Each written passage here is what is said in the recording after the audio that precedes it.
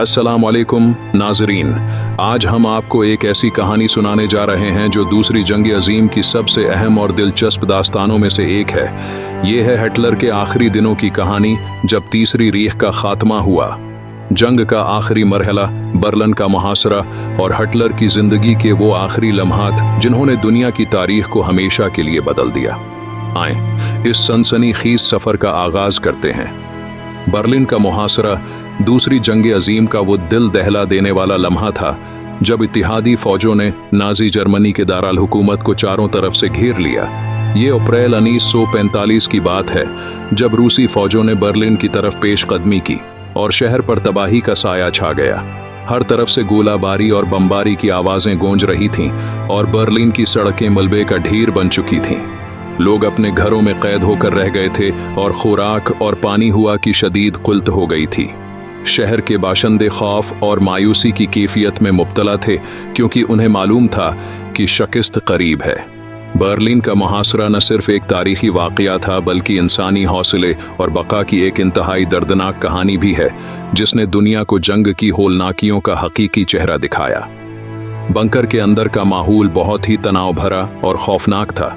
जंग के आखिरी दिनों में हिटलर और उसके करीबी साथियों ने बर्लिन के ज़ेर ज़मीन बंकर में पनाह ले रखी थी। बाहर इत्तेहादी फौजें तेजी से पेशकदमी कर रही थीं और बर्लिन का मुहासरा मुकम्मल हो चुका था। बंकर के अंदर हर कोई जानता था कि शिकस्त करीब है, लेकिन हिटलर ने हमेशा के लिए भी हार मानने से इनकार कर दिया था। उसने अपने आखिरी फैसले किए, जिनमें से अक्सर गैर मंतिकी और हकीकत से दूर थे। बंकर के अंदर का माहौल हर लम्हा मजीद संगीन होता जा रहा था और यहीं पर हिटलर ने अपनी किस्मत का फैसला किया। ये बंकर, जहां खौफ, तनाव और शिकस्त का साया हर तरफ मंडला रहा था, वो मकाम था जहां तीसरी रीख का अख्तिताम हुआ। जंग के आखिरी दिनों में हिटलर की जहनी हालत तेजी से बिगड़ रही थी। बंकर के अंदर जहां वो महसूर था, इसकी शख्सियत में गैर यकीनी, जुनून और हद से ज्यादा शक का गलबा था। इसे हर तरफ साजिशें नजर आती थीं और वो अपने करीबी साथियों पर भी भरोसा करने से कासिर था। हिटलर की अक्ल व शऊर अब कमजोर हो चुके थे और वो अक्सर अपने माजी के अजीम फतूहात के ख्वाब देखता था, मगर हकीकत से बहुत दूर था। जंग के हालात के बिगड़ने और बर्लिन के मुहासरे ने उसके एसाब को मुकम्मल तौर पर मुतासिर किया था, जिसके नतीजे में वो गैर माकूल फैसले करने लगा था। इसके फैसले न सिर्फ फौजी लिहाज से नुकसानदेह थे, बल्कि उसकी जहनी कमजोरी का सबूत भी थे।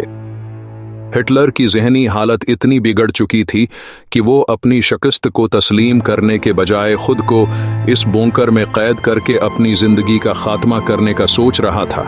इसके अंदर की दुनिया तारीकी, खौफ और नामीदी से भर चुकी थी और ये इसके दौर इक़्तिदार का खौफनाक और अफसोसनाक इंजाम था।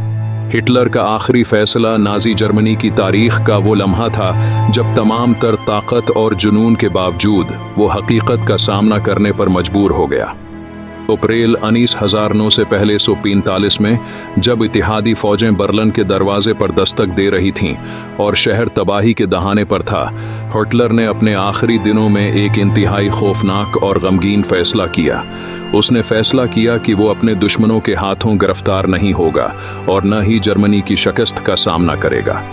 उसने अपनी रहाइश गाह ज़ेर ज़मीन बंकर में अपने करीबी साथियों के साथ एक आखिरी मुलाकात की, जहां उसने जर्मनी की किस्मत पर बात की और अपने अंजाम का सामना करने का इरादा किया।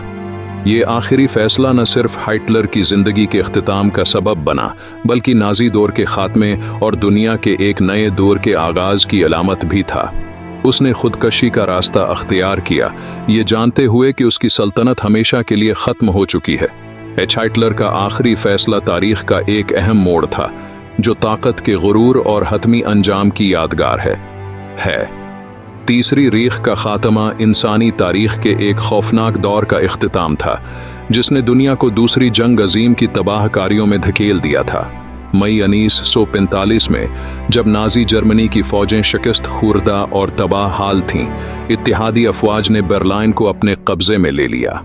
इस वक्त तीसरी रीख के बाकी मांदा लीडरों के पास कोई रास्ता नहीं बचा था, सिवाय उसके कि वो हथियार डाल दें या मौत का सामना करें।